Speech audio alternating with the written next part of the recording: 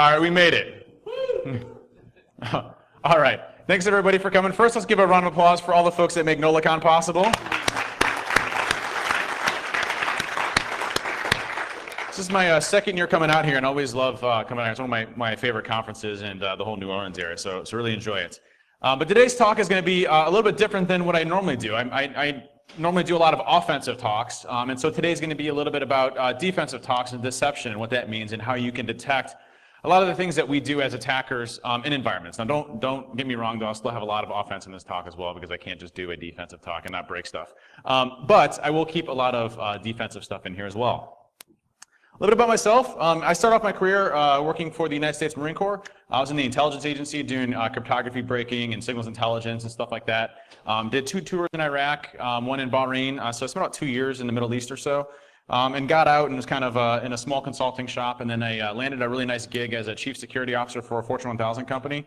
And it was funny because I was the youngest VP in their history. I was like 20 years old and I had no idea what I was doing in any way, shape, or form. And so I had to figure out how to run a security program, and I had about 55 people reporting to me and figure out how to build a security program. We had a lot of success there.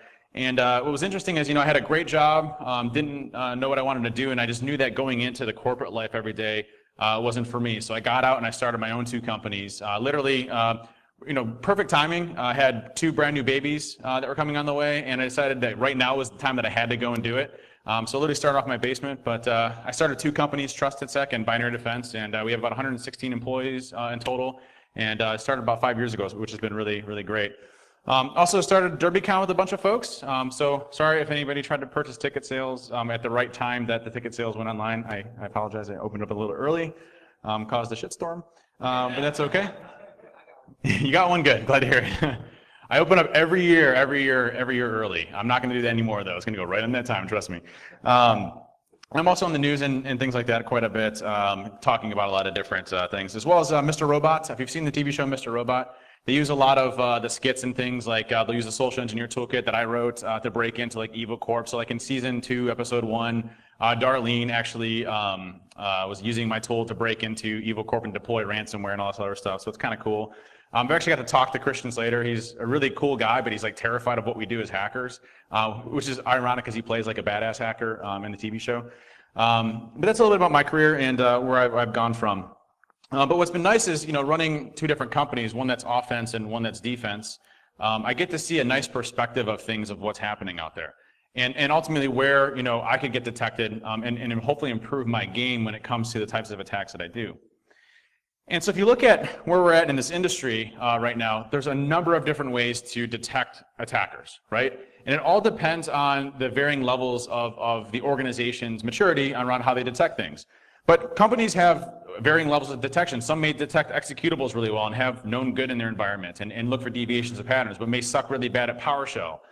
They may be really awesome at PowerShell, but suck at all binaries, completely. They may have web applications with SQL injection, but their users have to give a blood sample to get into their computer. So, you have a varying level of security in different organizations.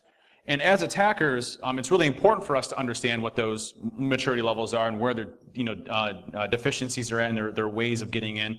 But on the defensive side, there's a lot of things that we need to understand, a lot of things that are out there to really get a full picture around what the types of attacks are. And I'll get into some of that.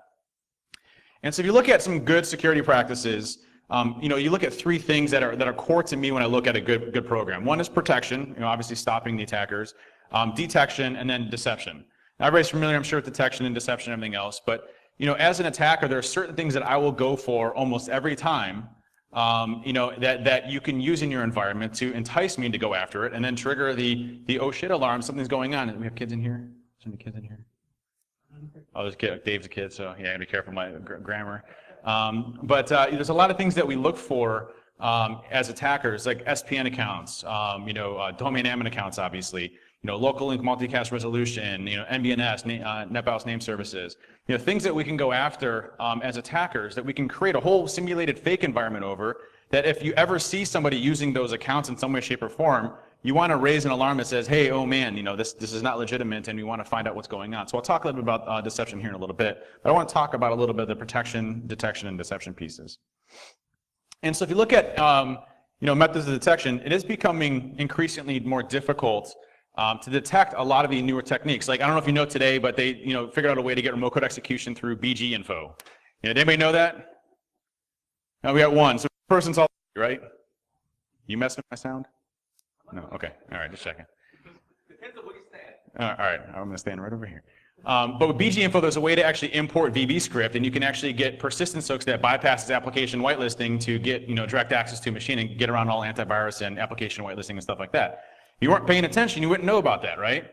And so there's always, Subt and, Harmjoy, all those guys are always coming out with new ways of doing different types of bypasses and techniques. There's a way to do direct DLL importation through VB script now. You can load Mimikatz directly through JavaScript. I mean, there's so many different ways for us as attackers to evade traditional detection mechanisms that it's really hard for us as defenders to figure out what all those are. I mean, we can say, okay, I'm going to look for PowerShell and Coda command, but that's one of 10 million other indicators on PowerShell that we need to be looking for. And so you look at what we have to do as defenders, it's vast, it's massive.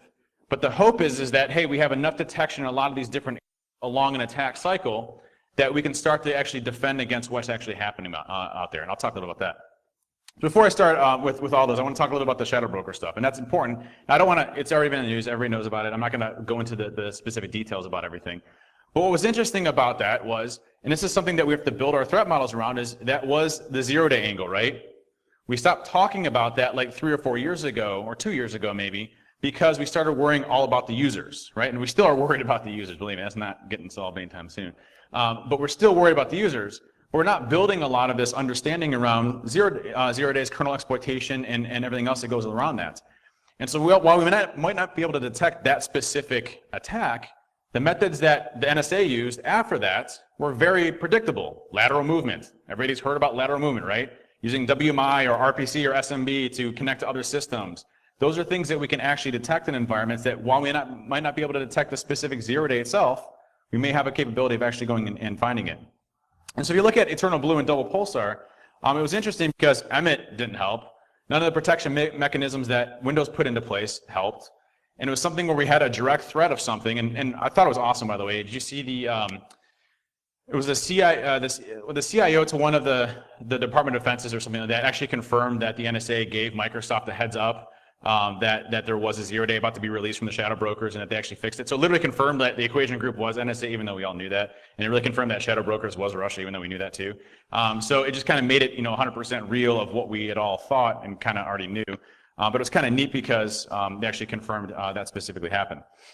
And so you look at what our controls failed on in this specific case, it was obviously the zero-day angle. And so when you look at what we're trying to get out of this, it's time to have a talk about what we're building our security programs around. I love this slide. It's the first time I ever used this one, by the way. I thought it was pretty good.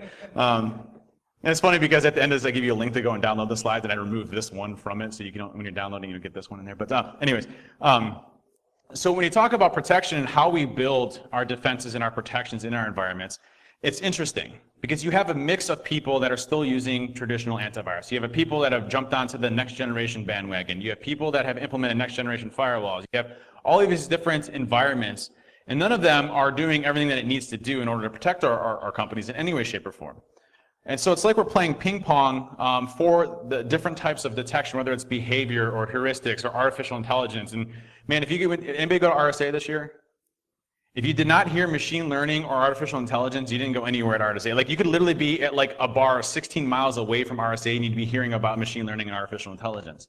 And so you see all these methods for current protections of how we're trying to understand these attackers when they're really pretty trivial to get around. I mean, I'm just going to throw that one up there. Hard to get around, right?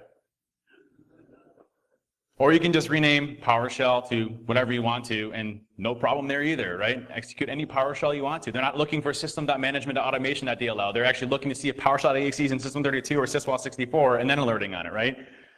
So we look at what we're trying to defend against, and most of the stuff that we do is a really finite solution, and maybe they have a component that doesn't have a substantial amount of false positives. I haven't seen it yet, but maybe they actually do something that is relevant. I'm not sure.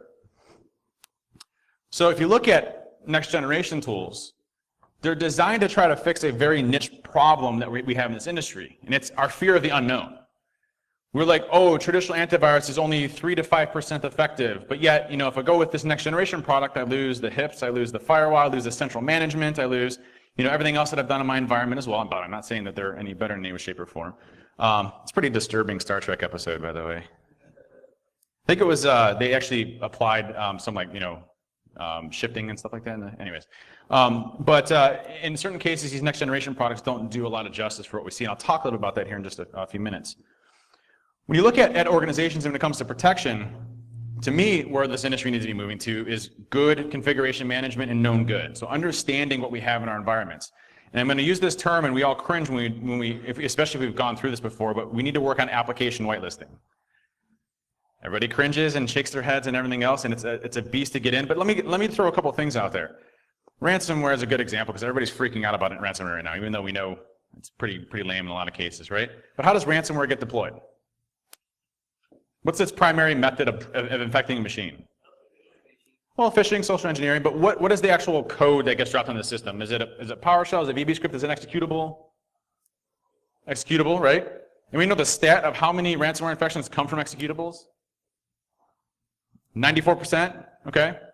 So 94% are executables, okay? Now the initial stage may be VB script or PowerShell or something like that, but the second stage it goes and it pulls down is typically an executable. Now let me ask you a question. How sophisticated is a 94% dropping an unsigned code, unsigned binary into your environment? How sophisticated is that? How hard is it to get around next generation products with that? Or antivirus or anything else out there? It's a unsigned binary. It's the stuff that we used in like the AOL days in like the 90s that we used to hack in. And BBS is like you'd upload a 300K executable to your buddy to have them click on it. It would take like 6 hours to upload. And then they'd download, and then you'd have, sub 7 on the machine, and you're flipping the screen upside down, right? It's the same stuff, just a different variation of it. And so if you look at configuration management and known good, like things like device guard and app locker and software restriction policies, like if you're just to say in your environment, hey, don't allow any of my users to execute any non-code signed binaries in the downloads directory or temp directories or user profiles, how much do you think that reduces? Substantial.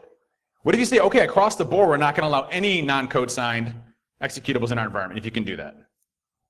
Substantial. I don't care about the publisher. No one's using code sign certificates. Now, obviously, you need to validate the code signing certificates, but no one's using that. Substantial reduction. Now, what does that do? That means 94% of my protection is now in place. I reduce 94% of the noise. And now what do I focus on? Alerts and getting better, right? I'd rather know about 6% of the information out there than 100% of the information that's out there that I don't even need to worry about as an organization.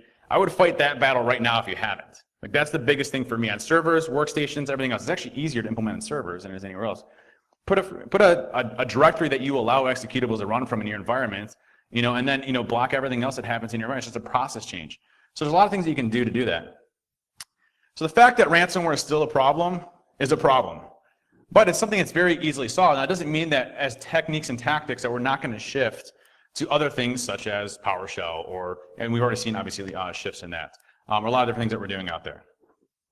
So once we have our protection taken in place, now we can start doing some of the magic stuff. And this is actually where most of the fun for me has been. Looking for how do I detect attackers, not just from like a signature, but more so on behavior. PowerShell is a good example. Why is somebody executing a PowerShell command that is a regular user and not an administrator? That's something you want to investigate. Doesn't mean it's wrong. You still want to look at it. Why is the PowerShell command about 200 lines long? It's probably not legitimate, right? Hey, it's using some encoded commands. That's great. Did you know there's 12 different variations of encoded command? -E, -EC, -EN, -ENCO, et cetera, et cetera, et cetera. You can do toString. You can do char commands. There's so many different ways of doing it. If you haven't seen DBO's Daniel, his invoke obfuscation, you need to check that out because there's no way you're picking that up with current detection criteria. Using Carbon Black. What do I need to do in Carbon Black? Just drop into a PowerShell interpreter and run all the code through there because they don't look inside the PowerShell commands you're executing. So there's so many different ways that we need to look at the patterns of behavior. Why is PowerShell spawning a child process and then communicating out to the rest of the internet? That's probably not legitimate. Now, run DLL32 is another good one. Why is somebody importing a DLL and that's going out to the internet? Well, actually, Lexmark and HP printers do that, which is really horrible practices. They actually beacon out to the internet, so you have to put a couple exceptions in for those. But across the board, you shouldn't see DLLs directly going out to the internet. RegSVR32, there's so many different ones, CBD, methods for actually getting around application whitelisting. And so you look at what we need to do in detection, and we need to get more visibility, right? Not less. Right now we need, the big fear is not having enough visibility into endpoints and everything else. And then we move to the cloud. Everybody familiar, obviously, with Office 365, right? So a criteria for me as a security person to go to Office 365 would be, it would need to either be A, comparable to the security that I have in my environment, or B, better, right? Or C, hopefully I have the same type of detection criteria in my environment to be able to look for things. That would be my criteria in security to say, hey, if I'm going to move my information to a cloud environment, I have to have the same type of protections in my environment from a risk perspective of everything else. Has anybody actually taken a look at Office 365 and actually done a security analysis around it? So you have what's called ATP, okay? ATP is their advanced threat protection. They have a couple other ones, like their normal mail protection and everything else. What's interesting with ATP is that it's a new service offering. They have two components of ATP. You have what they call their safe links, and you have what's called safe attachments, okay? Has anybody ever messed with safe links before? Anybody have that in their environment? So interesting enough, what Microsoft does is when you get a URL sent to your email in Office 365, it rewrites that URL and says, hey, when you hover over the link, it's now going to say safe links. Now, what does that do in the first place? It obfuscates the destination. So everything that we've been telling our users in all of our education and awareness campaigns and everything that we've said, don't click on things, what have we just done? Now we're implicitly entrusting Microsoft. Do we implicitly trust Microsoft? Ever? No, right? Yeah, they got a lot of great stuff. This is not a knock on Microsoft. What they have to deal with on a volume perspective in the cloud, there's no way security is going to be successful in that model. It's just not going to happen. And the reason for that is I actually did analysis on safe links, okay? I took a look at it, and it's actually started off of a Twitter war. It was a long story. I'm not going to go into the details, but I got a little upset, and so I decided to take a look at it. And so when I did, what I found was that safe links doesn't do anything other than a blacklist, whitelist. Doesn't do any dynamic content expansion of the websites. Doesn't look at any code in the site itself. What it says is, has this been previously seen before as a blacklisted site? Yes or no? So that means anything that you want to do to anybody on safe links is fine, as long as it gets through their traditional content filtering, spam filtering software. I used MS-14072, I think is what it was, an old IE memory corruption exploit that gets picked up by every single antivirus out there, no problem. Gets right through. I used an HTA attack vector through set, which is right here. So here's using an E5 license. And what I'll do is I'll send an email. You can turn the sound off. That's Bruce Hornsby. That's fine. You can keep it going. It's cool too. I randomly put Bruce Hornsby in my music. It's inspirational, right? It's like an artist working, in code. And you got Bruce Hornsby in the background. One of my inspirations in life. So what we're going to do is we're actually going to create a malicious link, and we're going to use the social engineer toolkit. Now this is just out of the box social engineer toolkit. We're going to use the HTA attack vector. If you're not familiar with HTAs, I'd heavily recommend blocking them at your firewall today. There's no reason to have them externally facing in any way, shape, or form. HTAs are high content files. You didn't need to turn it down. It's fine. No, I'm just kidding. You're good. HTA files can give you the ability. It pops up and basically says, "Do you want to open this? This website is requiring this to open. Do you want to open it?" And you hit open, and it gives you full access to execute commands on the underlying operating system and compromise. What the social engineer toolkit does, it leverages PowerShell injection to actively go and do it. So we're going to go ahead and send this out. I'll fast forward a little bit of me typing. We don't need to be typing. It literally doesn't do anything. I have a link there that just registered a domain name. Made sure I got through all the spam filtering stuff, which is not hard to do. By the way, it's really cool. If you get detected as spam by Microsoft, you can go and request that it be removed, and it's removed within 3 minutes. So you're good. It's awesome. It's fantastic for us. So I said, and here's the configurations. I had it in the most restrictive possibility. So safe links I had in its most restrictive form. Block it if you see it's malicious in some way, shape, or form, okay? And safe links is supposed to protect against the link that you click on, right? So there's the email. And there's a link. Now notice when I hover, it's kind of hard to see. But it's now, I'll post it down there. But it's an actual safe links site, so you don't even know where you're going to. It's a randomized link that you can't even tell where you're actively going to. Now, interesting enough, safe attachments delays your email for 15 minutes while it goes through its dynamic code inspection. Do you know a company that will allow you to delay your emails 15 minutes before you can open your attachment? So we're going to launch the social engineer toolkit. We're going to go ahead and create an HTA attack vector. Such good music. And use just intranet.support as the website. It's just the domain name I registered. A nice little side note is you can actually go and look at website domains. There's an actual tool. I can't remember the name. It's escaping me right now.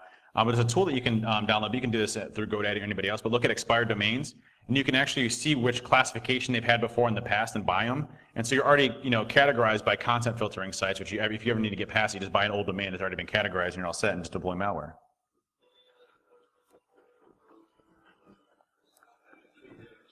What's that? Yeah, you buy the domain first, right? Yeah. So we're going to click the link over here. This is a Windows 10 machine, fully patched and all that good stuff, right? We're not actually triggering an exploit. We're just running how HTTPs were designed to run. And it's going to take us to the safe link. Safe link says, yep, you're good to go. You're not on my blacklist. Let's go ahead and run. I'm going to run an antivirus scan. We run it. That's what it looks like. It says an HTML application. You want to run it. And over here, we'll get our shell. So that's safe links. Safe attachments isn't much better, by the way. Safe attachments, it does a little bit more content analysis. It's mostly Windows Defender actually going through and scanning it. You can do time-based delays. You can do name resolution bypasses. If CPU core is less than 2, then shut yourself down, gets around a number of other ways as well. So there's a whole bunch, but not good either. So in this case, obviously, when you're going to a cloud environment, does this give equal control or detection off of what we would move to? No, right? This does not give us equal detection or protection mechanisms, and we're moving to that as our infrastructure, right? We're trusting somebody that we're going to go and do it. So to me, I'd rather build it internally. If you're not familiar with Sysmon, from a detection standpoint, it's free. It's a Microsoft tool. It's made by the sysinternal folks.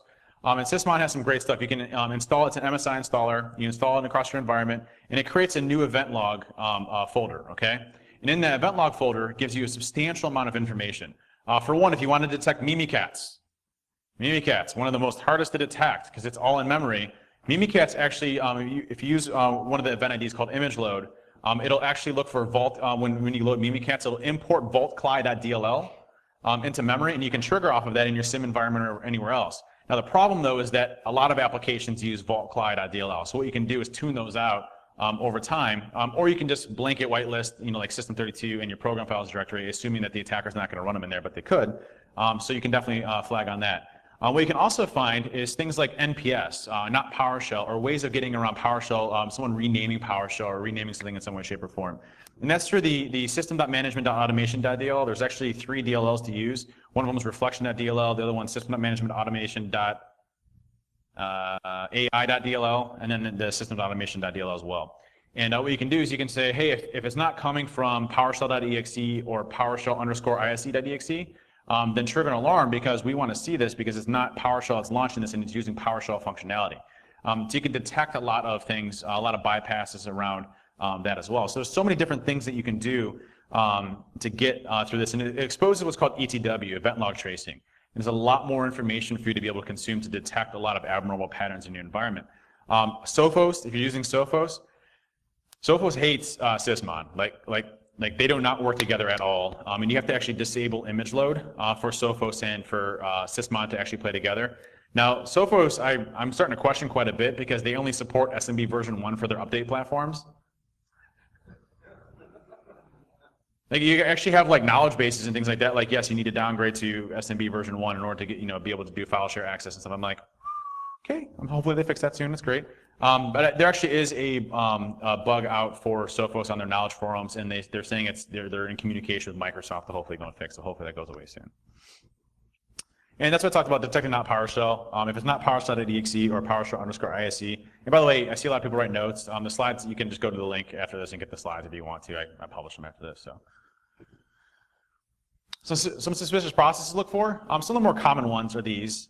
Tracker.exe. cbd.exe, regsvr32.exe, msbuild.exe, run-dll32. Regsvr32 is probably the most widely used one right now because you can download what are called SCT files. And SCT files allow you to basically execute code directly into memory without ever touching disk. So it's an application whitelisting bypass that you can use. Now, it doesn't. The scary part is it doesn't have to have a .sct extension. You can just download any file from the internet, and as long as it's in the SCT format, it'll go down. So a good detection criteria off this would be what? Anybody know? Why is regsvr32 ever going out to the internet in the first place? And by the way, regsvr32 has a built-in proxy browser in it, in the executable itself. So if using proxy support, it actually will hook into that as well, which really sucks. So many good ones out there. CBD is another good one for getting remote code execution. There was just one today where they had a couple more added to it. So some good stuff. Pass-to-hash detection. It's actually detectable through standard event logs. Event log 4624 using login type 3, which is going to be network login. Again, and then key length 0. So that's negotiated encryption for the session itself. And if key length is 0, it's using a lower level protocol. And it's most likely not going to be a legitimate one. And then the account name being the anti-LM SSP. So we can actually detect pass the hash just through standard event logs. Now, certain things like Nessus, Qualys, things like that may trigger some false positives since they do use a lot of those lower level protocols that go across. Just whitelist those and then move on from there, and usually the false positives are pretty substantially low when it comes to those. And so if you look at detection is hard work. Requires you to have a good understanding. I saw a lot of people glaze over when I started talking about some of the application whitelisting bypass. You're like, how do I even start to look at a lot of this stuff? There's so much out there and involved. And that's right. It requires a lot of continuous effort. And that's why you look at what we're dealing with today. I'd rather have protection in place to protect against 94%. I'd rather have detection in place to detect hopefully 98% of what's out there. And then if all those controls fail me, what can I do after that? And that's when we start getting into the discussion of deception, creating things that are unique in nature, that attackers would only see, that attackers would only go after, so you can start to flag on things. So if all my detection, all my protection goes out the window from what I've been able to build based on the resources and time that I have in my environment and the business and everything else that I always say I have to deal with, what do I do after that specific point? And so before we get into into deception, let's do something that doesn't get picked up by anything, in most cases, unless you have some good PowerShell detection in place. This is where I do a live demo. See if this works. That's why I had the Bruce Hornsby. It's dedicated to them. So we have a Windows 10 machine here. It's patched. It's got the latest version. I think it's an older version of Office, and the only reason is because I think it's the only setup exe I had when I was on the airplane.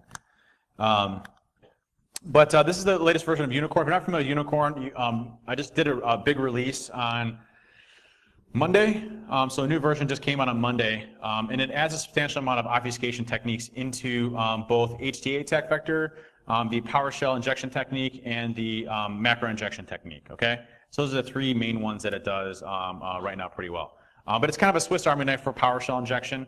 And if you go to github.com/trustedtech, you'll see the Unicorn there. But real easy to use. It's written in the best programming language ever, Python, not Perl. Had a bunch of people in ponytails get all mad at me.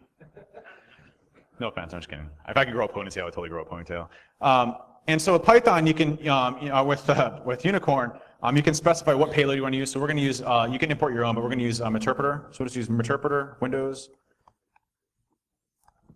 Meterpreter, reverse HTTPS.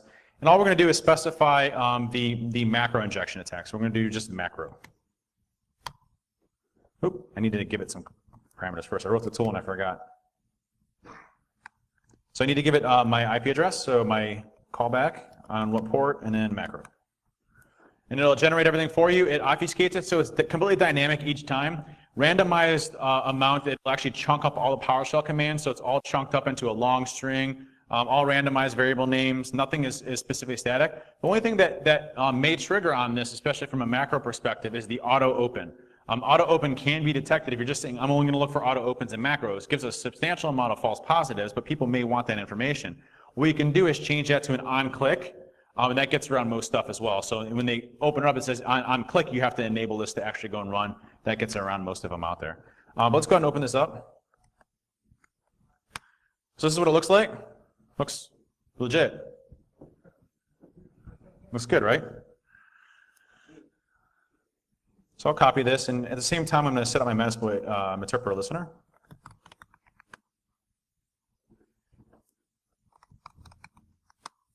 Son of a... There we go.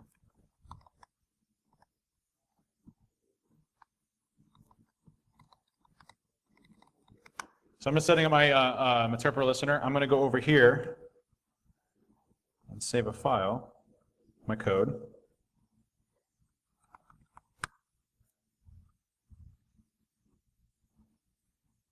And I don't share between the two folders, so let's move that over here. And then I'm going to create a real quick a macro Excel document.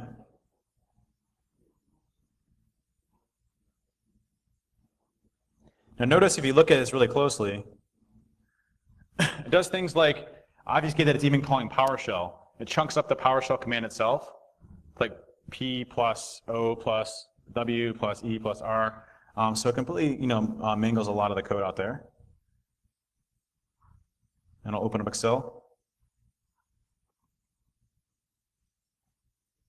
This works on newer versions as well. This just happened to be 2013.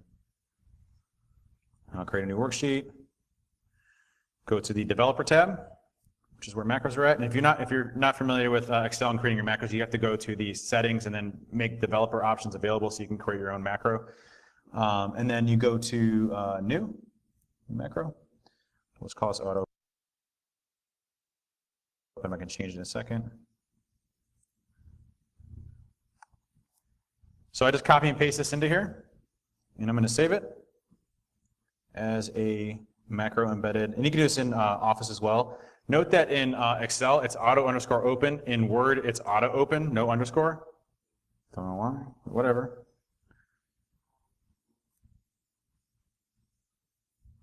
We'll save this. And I'm running the latest version of Defender and everything else, so of course it's not getting picked up in any way. Don't have to worry about that. And we'll go ahead and open it. And we're going to enable the content as is a macro. And we get this error message saying Microsoft corrupt document. The document appears to be made on an older version of Microsoft. Please have the creator save it to a newer and supported format, okay? That's what I put in there. You can make the message anything you want to, but as soon as you hit OK, it exits and you're out. And over here we get our shell. So no problem, nothing to worry about. Looks legit. Looks like nothing ever opened. It doesn't trigger an alarm from a user. Like what's best about those types of techniques when it looks like it's corrupted is you want the user to not feel like something happened when they opened it. Like, hey, this isn't a finance document that contains information that I need. This is weird. Instead, you corrupt it, and then usually, what I'll usually do is I'll compromise a user account through like some weak credentials through OWA, and I'll create a rule inside of OWA to automatically move any of the emails that I sent from the person to the deleted folder. And then when I'm sending all these emails out, when they respond back like, hey, this is corrupt, can you resend it to me? They never see the actual email itself, or I can just spoof it from another address. So just an easy way of getting shells onto it, and we're all set there. So new version of Unicorn, go ahead and get it.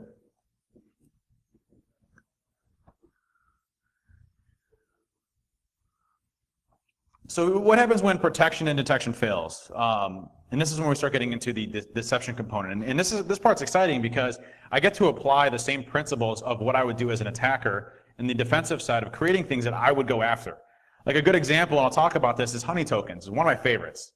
I create a domain admin that looks absolutely amazing in every shape or form. You go into Active Directory, you right click, you click new users, make it like hey, this is a 2003 service account, can't change password, sorry.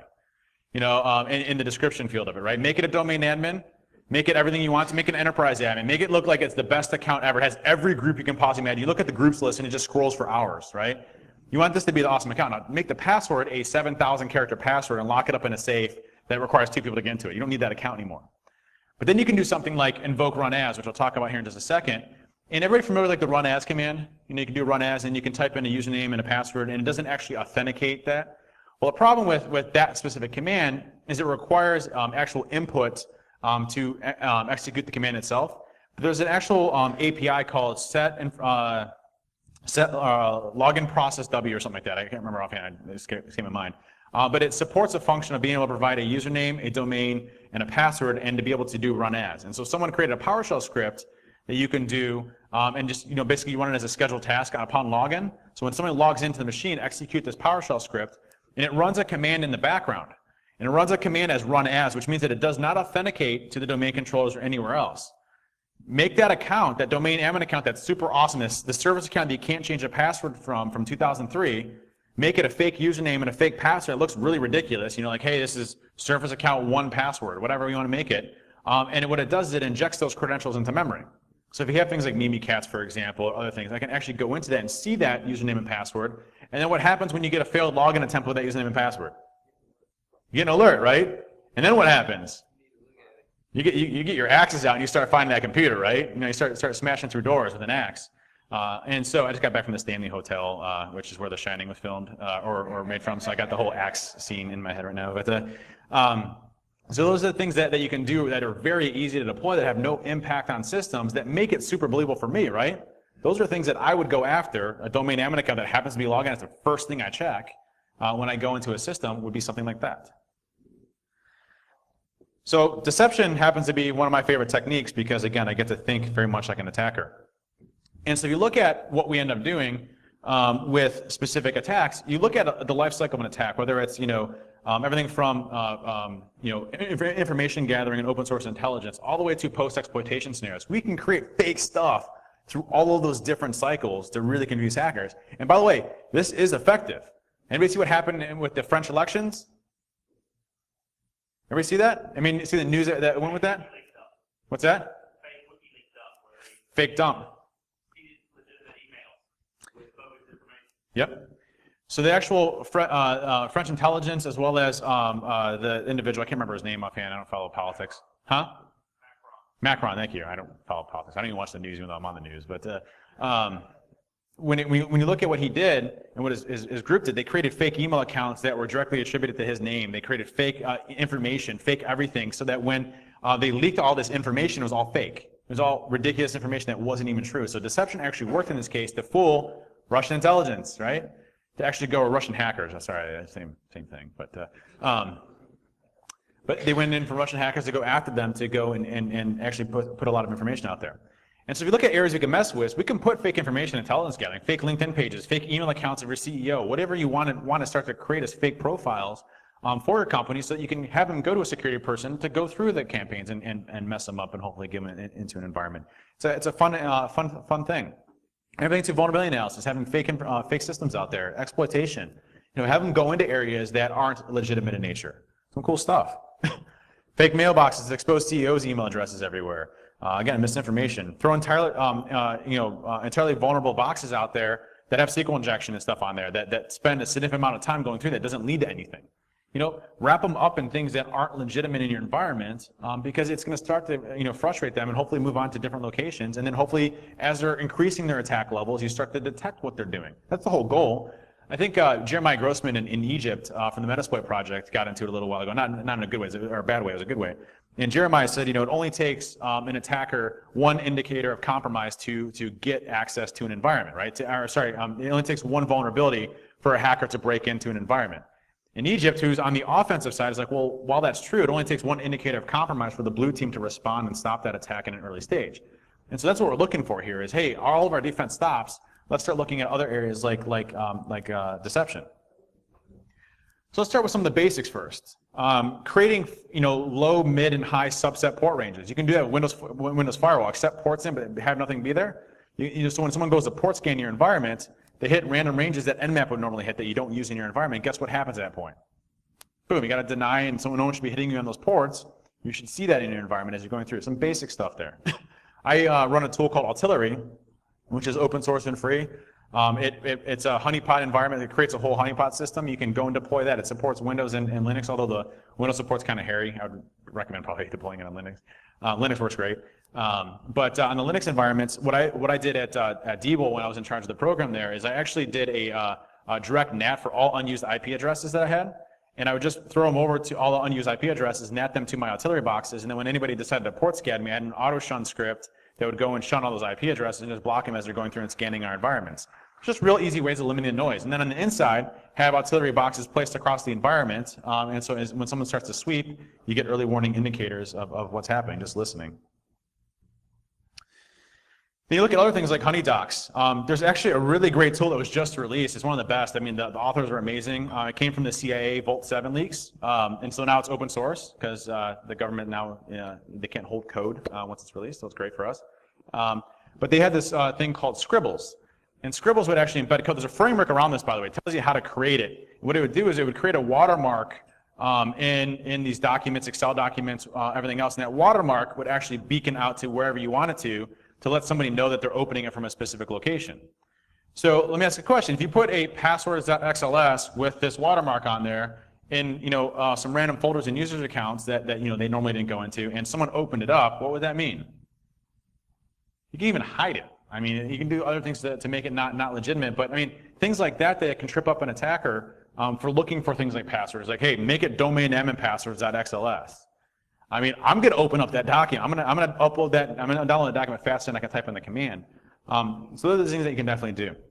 Now, if you look at, I was talking about before with clear text passwords in memory, a lot of people feel like they've gotten Mimikatz taken care of, right? With Windows 8.1 and above and other patches that have happened, and no longer store credentials in clear text passwords in memory through wdigest.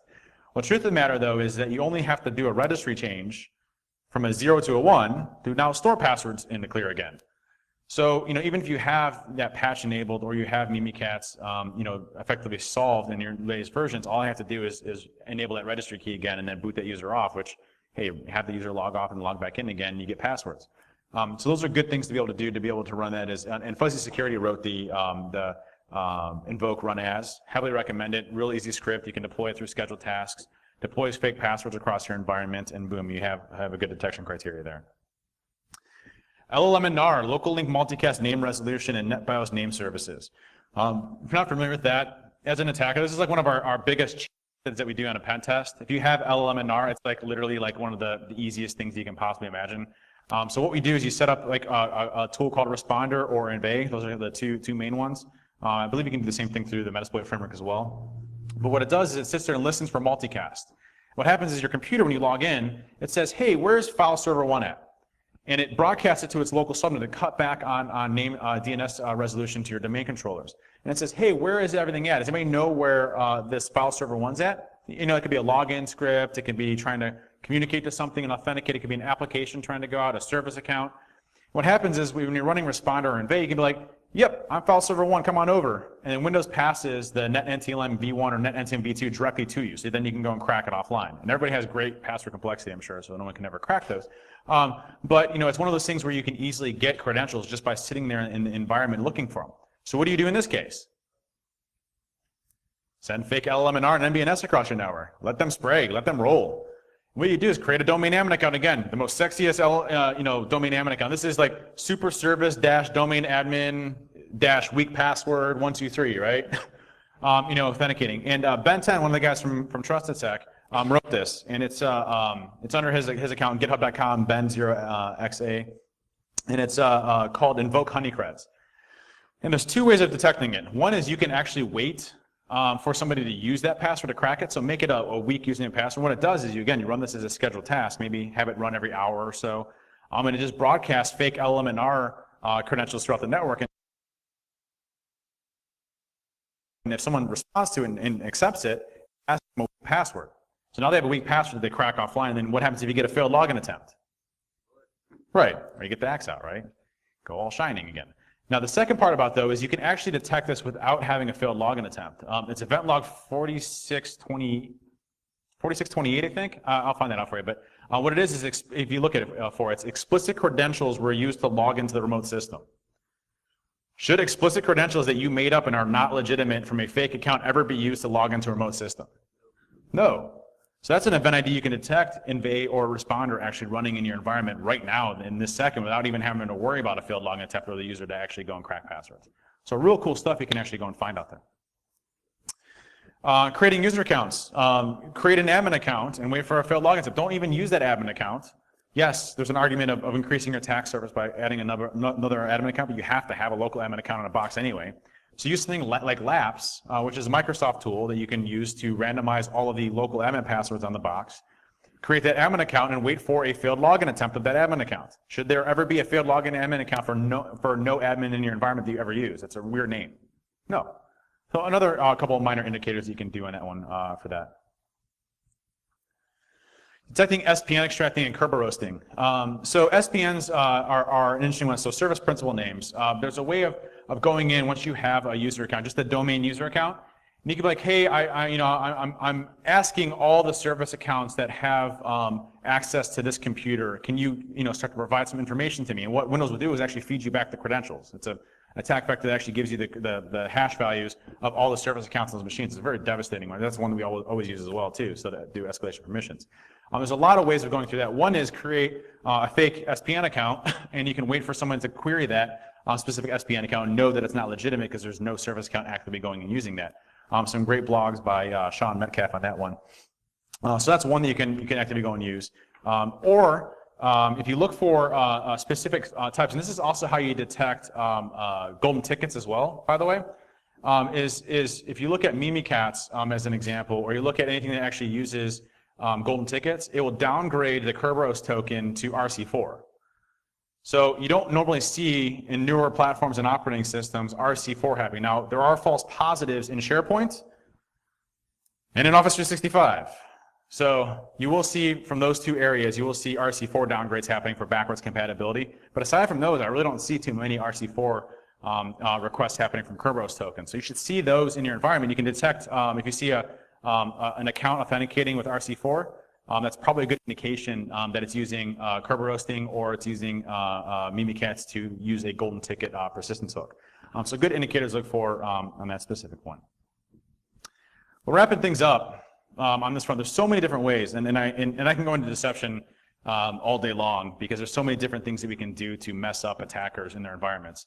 Boxes that accept any credentials. You can use like the skeleton key attack that accepts any username and password and put it on a fake domain that's the same domain name as yours and wait for people to authenticate to it. There's so many different tricks that you can do in your environment to really capture those. But when it comes down to it, you look at the protection, the detection, and the deception piece of it.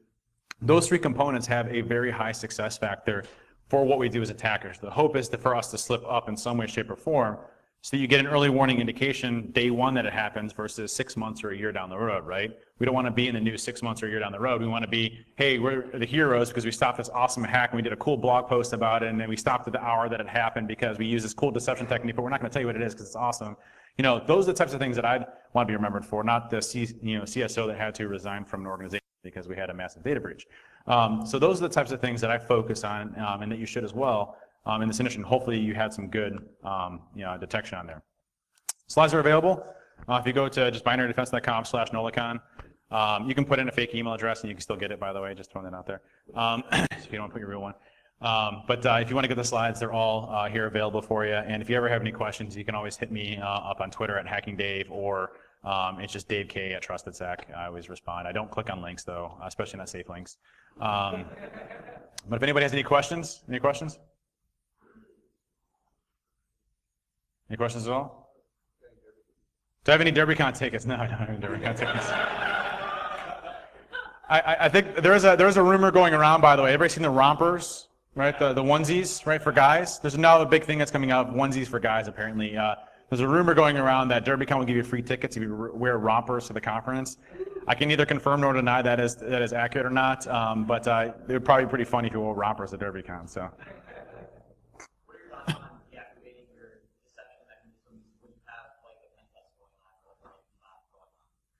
Good question. So Dave's question was, what is your opinion on disabling those deception techniques? It depends on what your purpose of the red team assessment is. Is it to understand, like, hey, we're trying to go through like a real life adversary simulation, they're going to use some crazy techniques based on our threat model, then I'd probably keep them there. But if I wanted to, if I want to leverage, understanding what my true exposure, especially around like lateral movement and persistence hooks and everything else that I may have lack of visibility on, then I would definitely not incorporate them as part of that assessment because I want to get better in my detection, not get worse. And so, like, oh, hey, I got you because you used my honeycoat token, and now the pen test is over or the red team is over, then that's not a good